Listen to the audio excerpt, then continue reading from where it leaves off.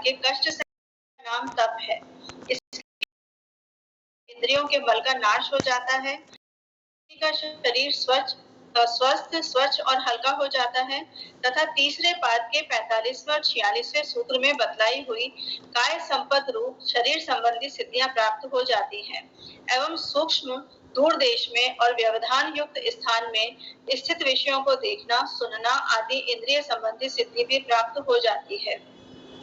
स्वाध्यायादिष्ट देवता संप्रयोग है। स्वाध्याय से इष्ट देवता की भली भांति प्राप्ति यानी कि साक्षात्कार हो जाता है। शास्त्राभ्यास, मंत्र जप और अपने जीवन का अध्ययन रूप स्वाध्याय के प्रभाव से योगी जिस इष्ट देव का दर्शन करना चाहता है उसी का दर्शन हो जाता है। समाधि सिद्धीश्वर प्रणिधानात्, ईश्वर प्रणिधान से समाधि की सिद्धि हो जाती है। ईश्वर की शरणागति से योग साधन में आने वाले विघ्नों का नाश होकर शीघ्र ही समाधि निष्पन्न हो जाती है, क्योंकि ईश्वर पर निर्भर रहने वाला साधक तो केवल तत्परता से साधन करता रहता है, उसे साधन के परिणाम की चिंता नहीं रहती। उसके साधन में आने वाले विघ्नों को दूर करने का और साधन की सिद्धि का भार ईश्वर के जिम्मे पड़ जाता है। अतः साधन का अनायास और शीघ्र पूर्ण होना स्वाभाविक ही है। ठीक है, पहले आते हैं ये देखते हैं ब्रह्मचर्य प्रतिष्ठायाम वीर लाभा। इसके बाद हमने पढ़ा था सूत्र अपरिग्रह स्थैर्य जन्म कथनता संबोधा। अपरिग्रह क्या है हमारा?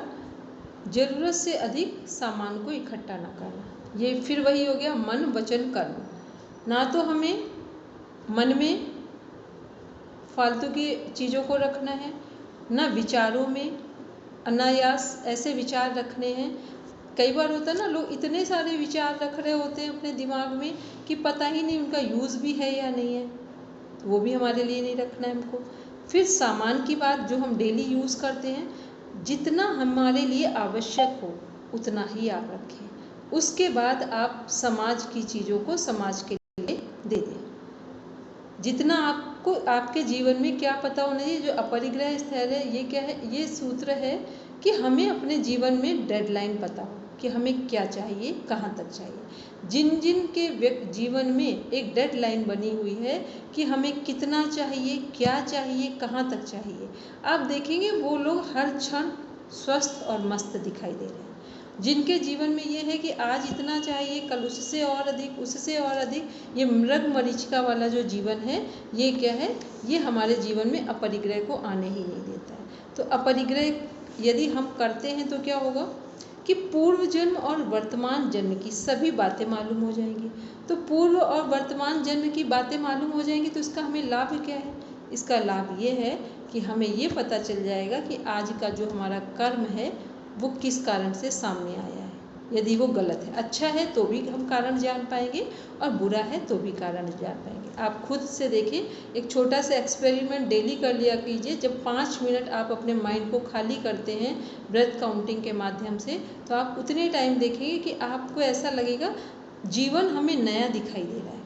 और जब आप ऐसा नहीं करते तो पूरे दिन सब कुछ करिए, अगर आप अपने माइंड को खाली नहीं दे रहे हैं, रेस्ट में नहीं रख रहे हैं, तो पूरे दिन आप कितना भी अच्छा करिए पर ऐसा लगता है कि हमारे मन में एक भार है, हृदय पर एक भार एक बना हुआ है। तो अपरिग्रह का अर्थ है कि हम किसी भी कार्य को या मन वचन कर्म से बोले एक्सेस चीज़ों को ना रखें, ना कार्य के जो काम कर रहे हैं उसके फल को भी अपने ऊपर ना रखें।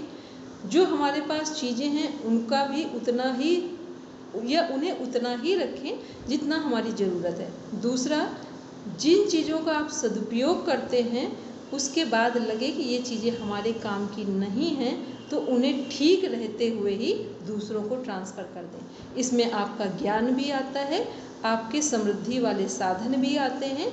ये सभी चीज़ें हैं जिनको आप दूसरों को दे दें पूरी स्वेच्छा के साथ। तो ये सब क्या है? ये हमारे जीवन में बहुत सारे लोगों का आप देखते हैं सामान्य जीवन में भी उनका इतना कॉन्शियस लेवल हाई होता है कि उन्हें चीज़ें पता चल जाती क्या होने वाला है, क्या हो रहा है और क्यों हो रहा है।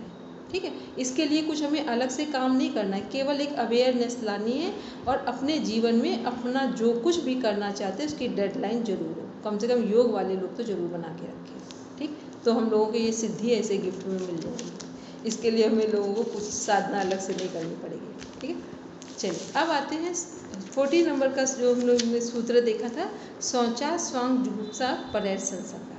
इसका अर्थ क्या था कि हमें आंतरिक शुद्धि रखनी है शरीर की और बाह्य शुद्धि रखनी है। बाह्य शुद्धि में क्या है कि हमारा शरीर इस तरह से शुद्ध हो कि हमारे जो रोम छिद्र हैं, रोमकूप हैं, ये खुले हुए हैं। इस समय बहुत सारी बीमारियां या रोग लोगों को क्यों उत्पन्न हो रहे हैं? क्योंकि हम ऐसे साबुन, शैम्पू या बाहर के प्रोडक्ट का यूज़ करते हैं कि जो हमारे रोम छिद्र जो आकाश तत्व को लेते हैं वो बंद हो गए हैं और हमें पता ही नहीं है। तो हम ऐसी चीज़ों का यूज़ करें। इसमें सबसे अच्छा और आसान तरीका है जो मुल्तानी मिट्टी है, ठीक। वो आप जब भी थोड़ी देर के लिए लेप करते हैं अपने शरीर पे, मुश्किल से 15 से 20 मिनट के बाद रोम छिद्र खुल जाते हैं, ठीक है। वो एक ऐसी थेरेपी है जो आपके शरीर में जो रोग उत्पन्न होते हैं उनको रोक देती है वहाँ से। तो ये शरीर का बाहरी शुद्धिकरण। आंतरिक शुद्धिकरण में क्या क्या है हमारे? अंतःकरण की शुद्धि, मन में प्रसन्नता, चित्त की एकाग्रता, इंद्रियों का वश में होना और आत्म साक्षात्कार करने की योग्यता, ये हमारे आंतरिक शुद्धि से जुड़े हुए साधन हैं। यम हमारे सामाजिक हैं। यदि हमें सामाजिक जीवन में प्रतिष्ठा बढ़ानी है तो यम का हम पालन करें। और यदि नियम क्या है? नियम व्यक्तिगत होते हैं। नियम में जो कुछ भी अभी हम देख रहे हैं वो सब व्यक्तिगत हैं।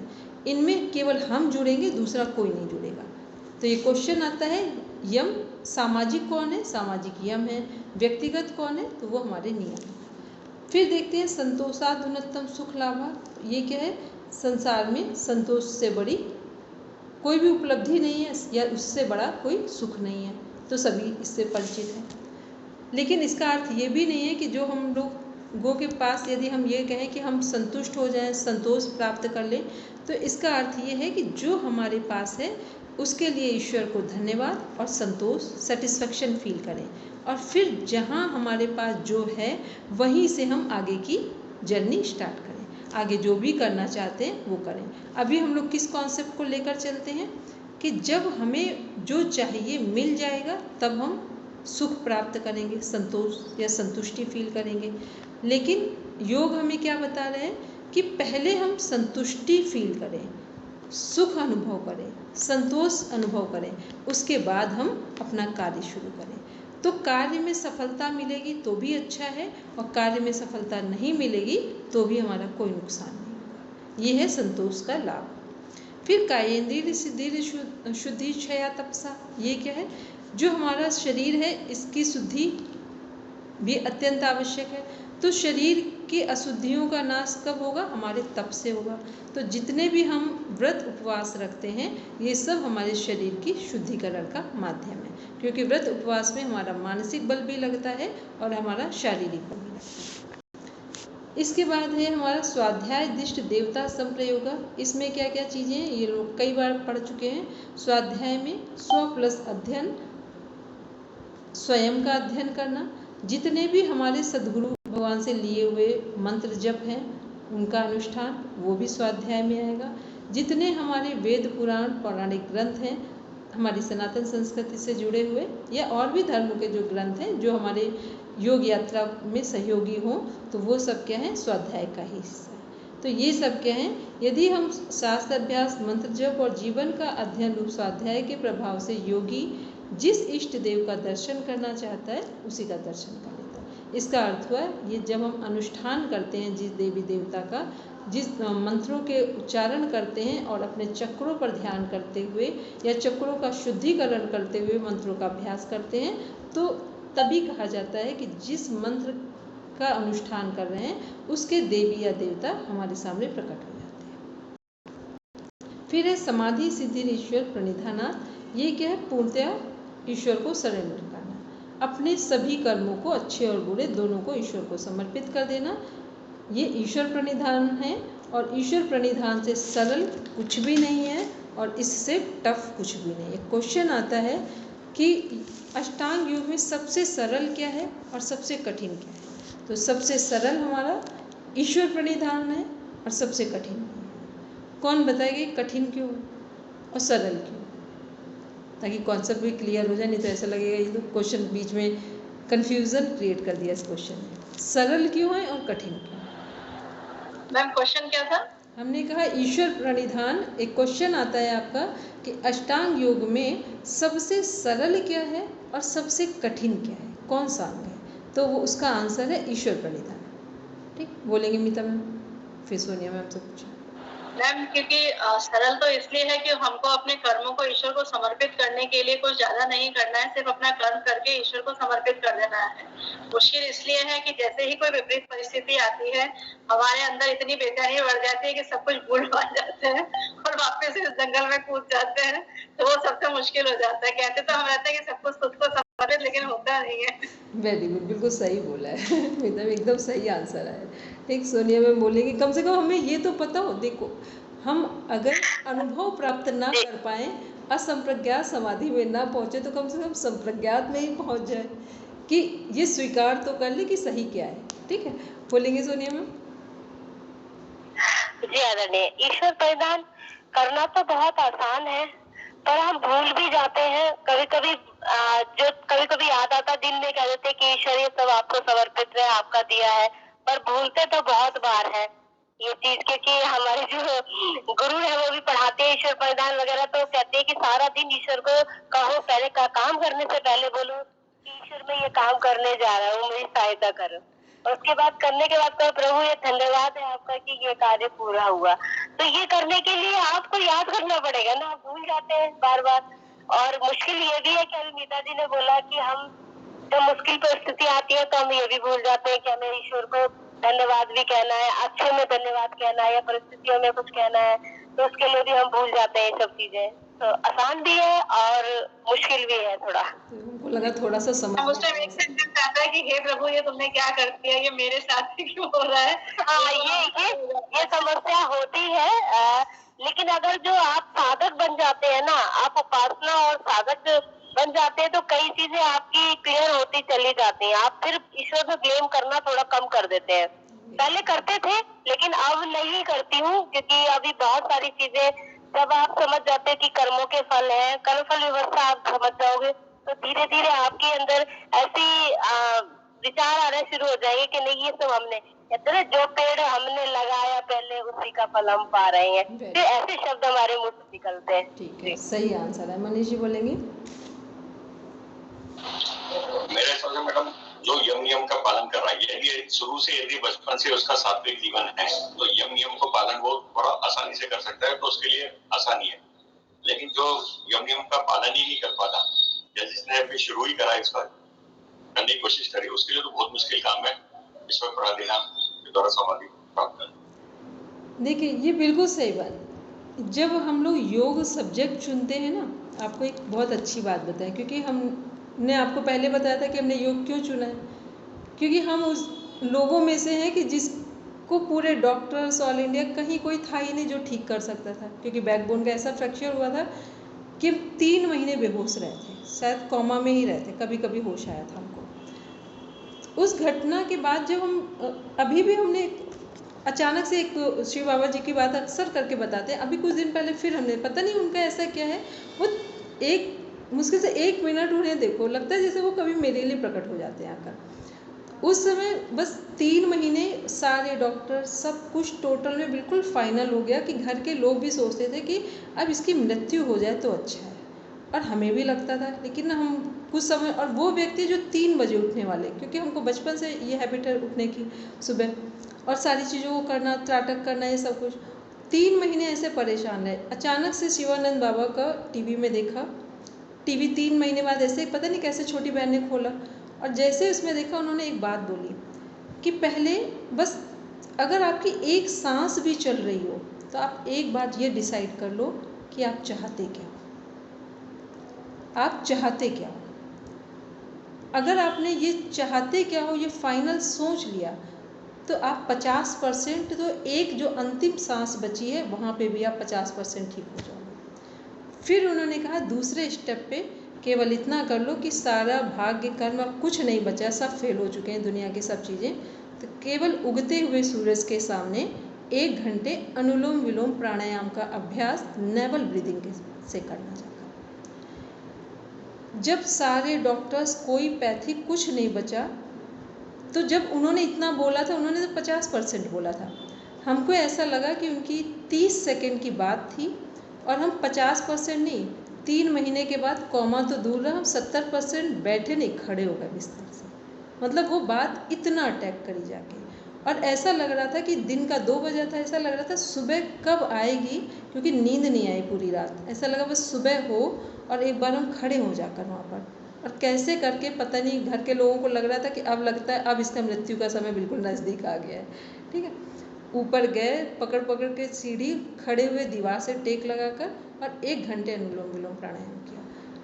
ठीक 25 दिन के बाद हमने इंटर कॉलेज ज्वाइन किया था, अपने घर के पास का था, और वहाँ बताया भी नहीं था। घर के लोगों को बिल्कुल फाइनल हो चुका था अब ये सच में पागल हो गई है। अभी तो ये लग रहा था मरने का, अब इसका दिमाग भी ख़राब हो गया, क्योंकि मेरी जो मेमोरी थी, हमको अल्फ़ाबेट याद नहीं थी, मेरा बिल्कुल मेमोरी लॉस हो चुकी थी।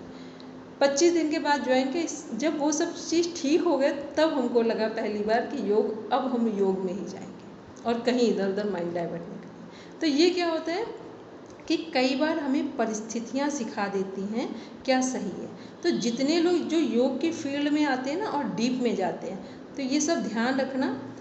अगर कभी किसी को स्टार्स देखना आता हो, ठीक है, एस्ट्रोलॉजी में आप देखना, आप सबका जो बृहस्पति है, गुरु है, वो स्थान सर्वोच्च पे बैठा है, जो लोग योग में है। ठीक, ये पूरा जो सर्वे हमने बोला है, ये यूनिवर्सिटी में बहुत डीप में ये सर्वे किया जा चुका है, जो योग के फील्ड के उनके लिए बोल रहे हैं। तो ये क्या है कि योग में आना, योग की बात को समझना और उसको स्वीकार करना, ये भी हमारे जीवन में एक बहुत बड़ा एक पॉजिटिव डायरेक्शन होता है। तो इसलिए जो हम लोग ने अगर ये बात समझ ली है कि हम क्यों पढ़ रहे हैं योग, या योग हमारे जीवन में कैसे अप्लाई हो रहा है, तो भी हमें ये सपोर्ट मिल जाएगा कि हम योग क्यों करें, कैसे करें, योग में डेडलाइन क्या बनाएं, सब आसान हो जाएगा। क्योंकि अब लगता है कि जीवन मिला है ईश्वर का गिफ्ट, तो क्या करना है क्योंकि कुछ था ही नहीं, 3 महीने कोमा में आराम से सब कुछ देख चुके हैं, क्या रहा था, कभी कभी होश भी आता था, ऐसा नहीं कि नहीं आया था, तो इसलिए सब कुछ देखा हो। तो ये योग क्या है कि आराम से एक सुंदर जीवन जीने का तरीका है। तो अब हमसे कोई जीवन में कुछ भी पूछे तो हमको सारी डेडलाइन पता है अपनी, और ये पता है आज चल रहा हो, अभी चल रहा हो तो बिल्कुल रेडी है, क्योंकि जितना जो कुछ करना था वो हम सही से कर चुके हैं, तो माइंड बिल्कुल फ्री चल रहा है। ठीक, तो ये सब क्या है, ये हम अपने जीवन की घटनाओं से भी कई बार सीख जाते हैं। पर ये करना क्या है कि ब्लेम गेम ना करो, जैसे ही लगे, जैसे सोनिया मैम ने कहा सच में इनके जीवन में बहुत बड़ी एक ट्रेजेडी है, तो उन्होंने वो चीज़ को कब समझा, धीरे धीरे धीरे करके चीज़ों को समझ लिया। तो ये क्या है कि जब हम ईश्वर प्रणिधान करते हैं तो सिर्फ और सिर्फ हमें लाभ मिलता है, कभी किसी को आज तक ईश्वर प्रणिधान में हानि तो नहीं हुई। तो अगर मेरे जीवन में इतना बड़ा मोड़ ना आता अपने आज के 15 साल पहले के जीवन में, तो हमें लगता है कि पता नहीं हमारा जीवन क्या होता। तो हमें लगा जो ईश्वर ने किया वो बहुत अच्छा किया, जल्दी ज्ञान दे दिया हमको, समझ विकसित कर दी। और योग की फील्ड में कभी ऐसे सोचते थे, लेकिन लगता था हम लोगों के घर में कहाँ योग के फील्ड में जाएंगे। पूरा योग के फील्ड में पढ़ाई की जाके 2015 के बाद से, जो कि हमारे पढ़ाई के बीच में 15 साल की गैप है।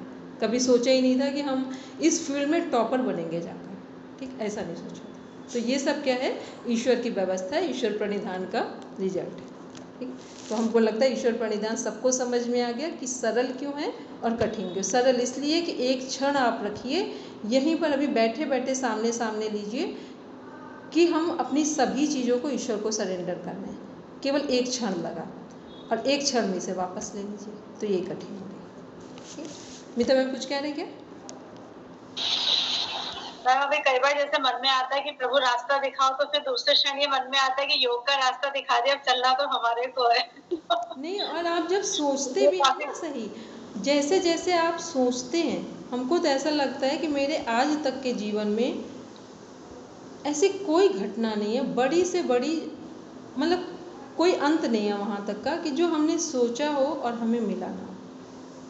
तो इसलिए हमें लगता है ये सब कुछ बड़ा सरल है, यहाँ कुछ कठिन नहीं, बस हमें एक लिमिटेशन पता होनी चाहिए, एक डेडलाइन पता होनी चाहिए, और हमें लगता है आप सब सही रास्ते पे हो, सब अच्छे ही जाएंगे। ठीक है, कहीं गलती हो ईश्वर क्षमा करने के लिए बैठे हैं, बस दोबारा गलती दोहराएंगे नहीं। ठीक, तभी ईश्वर क्षमा करते हैं, ये नहीं कि एक गलती को दोबारा दोहरा दें, ठीक है, तब नहीं। चलिए अब हम लोग आगे देखते हैं। योग तो मरीज भाई साहब भी काफी आगे है, मैंने देखा कि काफी आगे हैं, इन्होंने बहुत कुछ कर रहे हैं योग में। एक मिनट सुनिए मैम, क्या बोले? हेलो सुनिए मैम।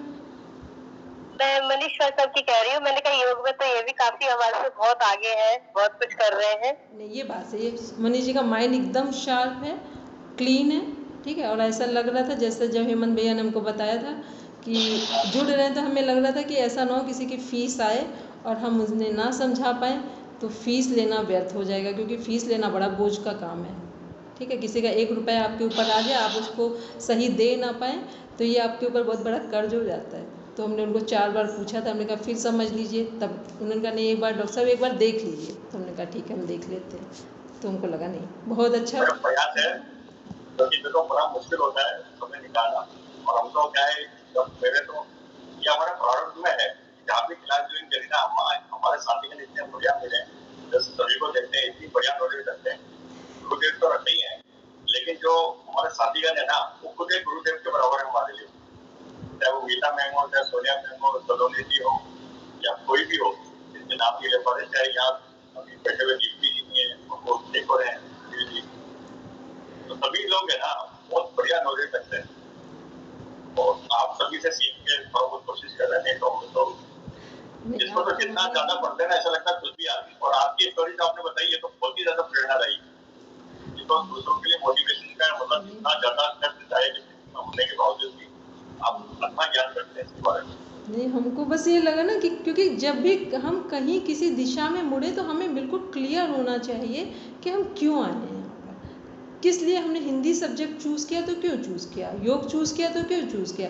क्योंकि जब आप भीड़ का हिस्सा बनकर किसी भी स्ट्रीम को या कोई भी कार्य चूज़ करते हैं तो आप समझ लीजिए अधूरे होते हैं। लेकिन जब आप अपने इनर पोटेंशियल से, अपने इनर इंटेंशन से किसी फील्ड को चुनते हैं तो फिर क्या होता है, जैसे अभी हमें पूरी दुनिया में कुछ हो, मेरा इतना कंसंट्रेशन, इतना मेरा अपना क्लियर व्यूज़ है कि हमें कोई फ़र्क नहीं पड़ता है।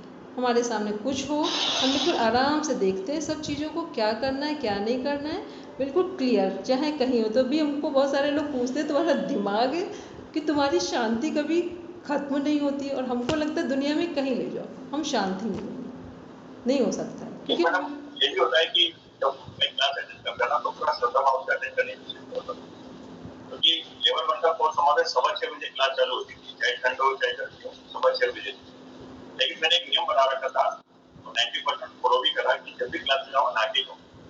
फिर सुबह उठ के अपने आधे अधूरे ऐसे आ जाए, कभी बात उठ रहे, कभी ऐसे बैठे, मन भी नहीं लगता था।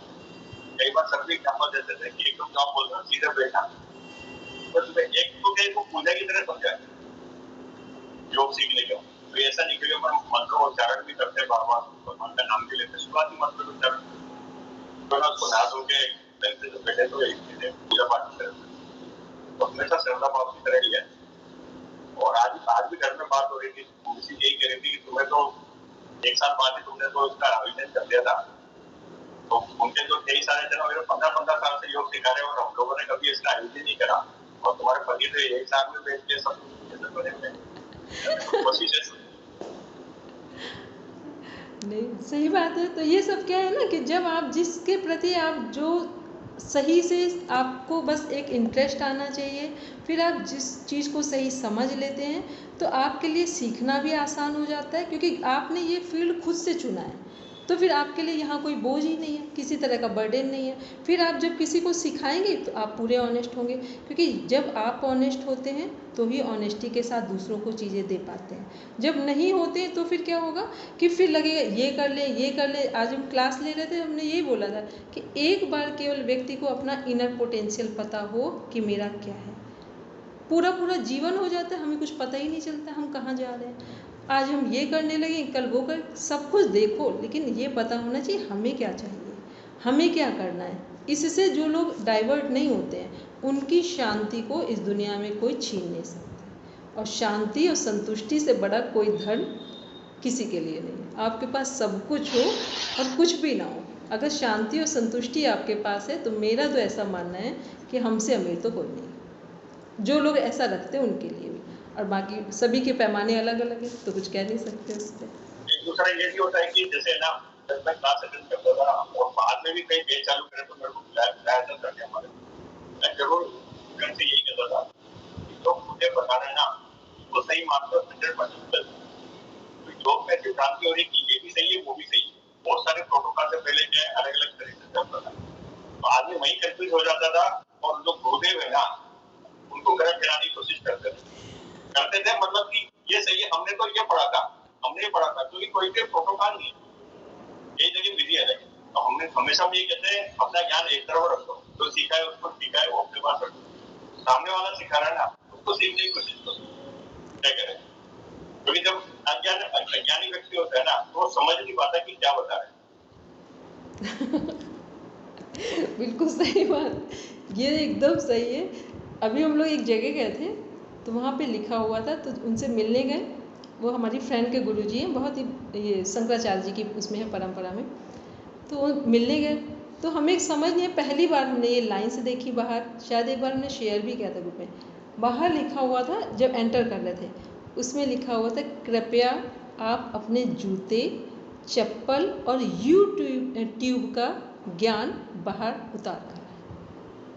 तो हमें थोड़ी देर तो मतलब एक बार एकदम से नहीं समझ में आया, हस्बैंड को तुरंत समझ में आया, हमें एकदम से समझ नहीं, ये हंस पड़े हम, और हमको हंसी ऐसे नहीं आती, हम किसी को देखकर नहीं हंस सकते, चाहे पूरी दुनिया में सब हंसे। पहले हमें समझ तो आए कारण क्या है हंसने का, फिर हमने दोबारा उसको पढ़ा। तो ये वही चीज़ हो गई कि जब भी आप किसी से सीखें तो उस समय पूरा न्यूट्रल हो जाए, फिर उसके बाद को रिलेट कर लें। यदि आपको लगे उचित है, धारण करने योग्य है तो लीजिए, नहीं है तो कोई बात नहीं तो क्या होगा कि दो चीज़ें रख लेंगे तो फिर किसी की चीज़ में कंपेयर भी नहीं कर पाएंगे आप। ठीक, तो चलिए सब लोग बढ़िया, सभी के शेयर किए अनुभव। बस फिर दोबारा अपने बच्चों के लिए भी यही रखें कि उनका विज़न एकदम क्लियर होना चाहिए, कोई कन्फ्यूज़न ना हो, वो क्या करना चाहते हैं, ये खुद के लिए नहीं अपने बच्चों के लिए भी इतना विज़न क्लियर हो कि दुनिया में कहीं वो जाएं उनके भटकने के कोई चांस ना, कहीं मिसगाइड कोई कर ही ना पाए, क्योंकि विज़न क्लियर है तो मिसगाइड होने के कोई चांस नहीं बचते हैं। चलिए पढ़ेंगे मिता मैम, स्थिर सुखम आसनम। स्थिर सुखम आसनम निश्चल सुखपूर्वक बैठने का नाम आसन है।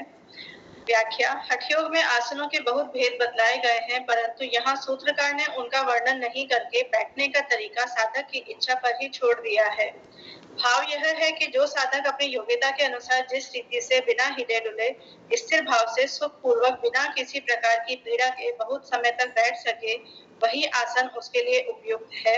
इसके सिवा जिस पर बैठकर साधन किया जाता है उसका नाम भी आसन है, अतः वह भी स्थिर और सुखपूर्वक बैठने लायक होना चाहिए। प्रयत्न शैथिल्य अनंत समापत्तिभ्याम। यहीं पर रुकेंगे एक बार मितम। ये जो हमारा स्थिर सुखम आसन है, तो जितने हमारे हठ योगी ग्रंथ हैं वहाँ पर आसन के प्रकार बताए गए हैं, टाइप्स ऑफ आसनास डिफाइन किए गए हैं। लेकिन एकमात्र जो हमारा योग दर्शन है यहाँ पर क्या है, केवल आसन में बैठने की बात की जा रही है कि एक वो आसन जिस पर हम बैठेंगे और एक दूसरा वो आसन जो हमारे अपनी बॉडी का पोस्चर बनेगा। तो सबसे पहले क्या कहा जा रहा है कि ऐसा आसन हो जो एकदम आराम से जिस पर हम बैठ सकते हो साधना करने के लिए। दूसरा, आसन करते समय जो हमारी अपने बॉडी का जो पोस्चर है वो रिलैक्सेशन मोड में हो, उसके लिए कोई भी विशेष आसन की बात नहीं की गई है। जबकि 4 हमारे ध्यानात्मक आसन है, कौन कौन से, एक सिद्धासन, पद्मासन, सिद्धासन, पद्मासन, स्वस्तिकासन और भद्रासन, ये ध्यानात्मक आसन है। लेकिन राजयोग ग्रंथों में किसी भी ध्यानात्मक आसन का कुछ जगह वर्णन किया गया है, पर योग दर्शन में किसी भी ध्यानात्मक आसन का वर्णन नहीं किया गया है। यहाँ कहा गया है कि जिस स्थिति में हम सुखपूर्वक बैठ पाएँ उसमें बैठ जाएं। ठीक, पर एक चीज़ सब ध्यान रखेंगे, भले ही कोई ध्यानात्मक आसन यहाँ ना बताया गया हो, लेकिन यदि हम बैठ रहे हैं ध्यान के लिए, इवन लेटे भी हों, तो क्या ध्यान में रखना है, स्पाइन स्ट्रेट होनी चाहिए। ठीक, इसको सभी लोग ध्यान में रखें। किसी भी स्थिति में आप बैठें, लेकिन आप ध्यान में ऐसे ना बैठें कि आपकी स्पाइन लूज हो जाए या थोड़ी सी ट्विस्ट हो जाए, इस बात को ध्यान में रखेंगे। तो 2 चीज़ें हैं, एक जिस पर बैठ रहे हैं वो आसन ठीक हो, और जो एक हमारा बॉडी का पोस्चर है वो ठीक होना चाहिए। और उसमें भी कैसे पता करेंगे कि हमारा आसन सिद्ध हो गया है, तो यदि हमारा आधे घंटे किसी एक आसन में बैठने का अभ्यास है तो हम आसन की सिद्धि की ओर आगे बढ़ रहे हैं। और 3 घंटे एक आसन में हम बैठ गए हैं तो इसे क्या बोलेंगे, आसन सिद्ध हो गया है। तो जितने भी हमारे कथावाचक हैं इन सबको एक सिद्धि सभी को प्राप्त है, आसन सिद्ध है सभी का, क्योंकि वो 3 घंटे बिना हिले डुल और सब वो करेंगे, क्या बोल रहे हैं कुछ हो सकता है कम ज़्यादा, लेकिन आसन की सिद्धि सभी को है जितने भी कथावाचक हैं। ठीक, और अपने आप में इसीलिए बोलते हैं जब सुबह हम लोग क्लास लेते हैं कि आधे घंटे एक आसन में बैठने का अभ्यास जरूर होना चाहिए, और डेली भी ना भी आप क्लास अटेंड कर पाए कोई मैटर नहीं है, लेकिन ये अभ्यास सबको होना चाहिए। ठीक, अब कल हम इसके आगे देखेंगे, लेकिन सबका एक होमवर्क है क्योंकि 3 दिन आपकी क्लास का जो टाइम है उसमें अदर क्लास है। तो आपका क्या होमवर्क है, एक जो कामाख्या सर का PDF है उसे प्रॉपर रीड करके क्वेश्चन आंसर सॉल्व कर देंगे। दूसरा जो हमारा ये अष्टांग योग है, इसे ये वाला जो हमारा 2nd चैप्टर है इसको पूरा पढ़ेंगे कि आसन का या प्राणायाम क्या है, कितने प्रकार के, उनके लाभ क्या हैं, और इसके बाद जो हमारे 3 सूत्र हैं, 3 या 4 सूत्र हैं, विभूति पाद में देश बंधस चित्तस्य धारणा, तत्व प्रत्यक्तांता ध्यानम, तदेवार्थ मात्र निर्भासम, स्वरूप शून्यमेव समाधि, त्रयमेकत्र संयम। यहाँ तक पूरा सही से पढ़ेंगे ताकि अष्टांग योग कंप्लीट, और फिर क्वेश्चन आंसर जो PDF में है उनको सॉल्व करेंगे। 200 तक पूरा जाएंगे, जहाँ जहाँ लगे कि नहीं कर पाए तो अभी आपका कुछ मैटर है फिर उसको हम डिस्कस करेंगे, और यदि PDF से पढ़कर समझ में आ जाए तो वहाँ कंप्लीट कर देंगे, और जहाँ नहीं आए वो नंबर नोट कर लेंगे या टिक कर लेंगे, जैसे भी आप कंफर्ट फील करें। ठीक, चलिए अब सभी मनीष जी आप कोई क्वेश्चन पूछ रहे वो पूछ लीजिए। इसमें 69 नंबर का क्वेश्चन है, योग सूत्र के अनुसार योगांग के अनुष्ठान से किस फल की प्राप्ति नहीं होती है? 1 मिनट नंबर बोलेंगे मनीष जी। 69 एक सेकंड।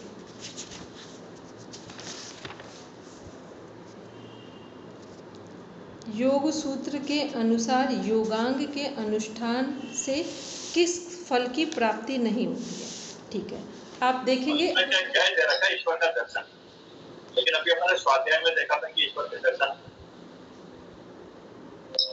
1 मिनट मनीष जी फिर से बोले, क्लियर वॉइस नहीं है मेरे पास। 69 अभी अपन ने इसका आंसर दे रखा है जय ईश्वर के दर्शन, लेकिन अभी अपन ने स्वाध्याय वाला जो पढ़ा था ना नियम में, उसका जो लाभ है उसमें होता है कि अपने इष्ट देवता के दर्शन। आपने क्वेश्चन क्या पूछा? 69 में हाँ, मैंने भी टिक किया मैम इसको, मेरे भी समझ में नहीं आया। आंसर मैम उसमें है ये 28 नंबर जो श्लोक है, ये सूत्र है ना, इसमें इसका आंसर दे रखा है। वही हमने कहा, वही हम बोल रहे हैं कि बुक में आइए, ये इसमें 26 नंबर का सूत्र ओपन करेंगे 2nd चैप्टर। मैम 28 वाला योगांग अनुष्ठान शुद्धिशय ज्ञान प्राप्ति विवेक क्या है, 28 नंबर का सॉरी सूत्र ओपन करेंगे, क्योंकि ये जो बुक है इसमें टू द पॉइंट आंसर है। ठीक है, यहाँ पे देखेंगे, ये अभी हम लोग जस्ट पढ़कर आए, विवेक ख्यातिर विप्लवा हानुपाय, फिर इसके बाद वापस आएंगे 28 पे, योगांग अनुष्ठाना शुद्धि क्षय ज्ञान दीप्तिरा विवेक ख्यातिर, इसमें पढ़ेंगे। मनीष जी आप ही पढ़ कर देखिए। नहीं ये ठीक है, इसमें लिखा गया अशुद्धि और ज्ञान दीप्ता, ठीक है, लेकिन ये स्वाध्याय भी तो अपने मतलब इसी के अंतर्गत ही आता है, योग अनुष्ठान के अंतर्गत, योग के अष्टांग के अंदर ही आता है। ये अनुष्ठान बोला है योग के अनुष्ठान में, तो योग का योगांग में अनुष्ठान के 8 अंग हैं हमारे। ठीक है, फिर कहा गया योग सूत्र के अनुसार योगांग के अनुष्ठान से, तो ये पूरा लिखा हुआ है कि योग के अंग के अनुष्ठान करने से शुद्धि क्षय होगा, और क्या होगा हमारा विवेक ख्याति, बस 2 ही चीज़ों का लाभ हो रहा है, शुद्धि क्षय, 2 चीज़ों का लाभ होगा बस, ठीक है, ईश्वर दर्शन नहीं।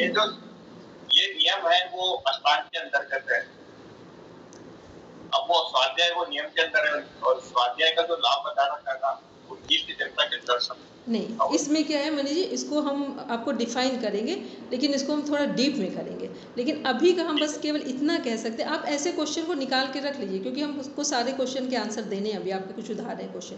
ठीक है, तो ये क्या है कि कुछ ऐसे क्वेश्चन है जिनके टू द पॉइंट आंसर है। ठीक है, और अब इसका कारण क्या है वो हम आपको आराम से, जब आपके सारे क्वेश्चन इकट्ठे हो जाएंगे तब हम आपकी एक दिन क्लास लेंगे सबके साथ, क्वेश्चन आपके होंगे। ठीक, चलिए। अब सभी शांति पाठ करेंगे मित्रों।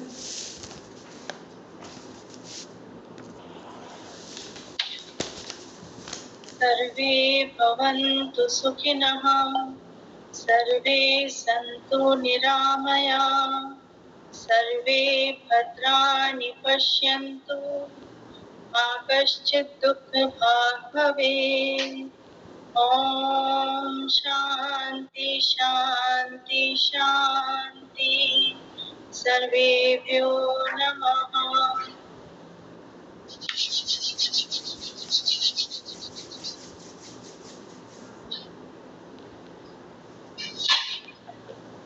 सब नमस्ते आदरणीय, सबको नमस्ते जी।